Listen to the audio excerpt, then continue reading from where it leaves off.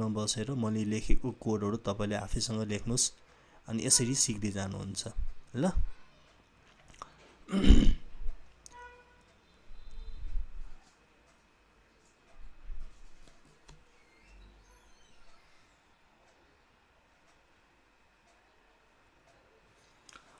Bachelor मेरो चाहिँ हैन कम्प्युटर साइन्स नै हो हैन, मेरो कम्प्युटर साइन्स नै हो, यतै काठमाडौँबाटै पढे हो।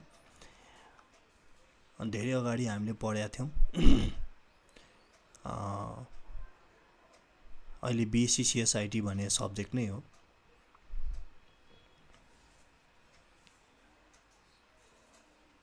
हामीले फिजिक्स पनि पढेका थियौं, अहिले पनि फिजिक्स छ, म्याथमेटिक्स छ, कम्प्युटर साइन्स छ, यो सबै पढे हो।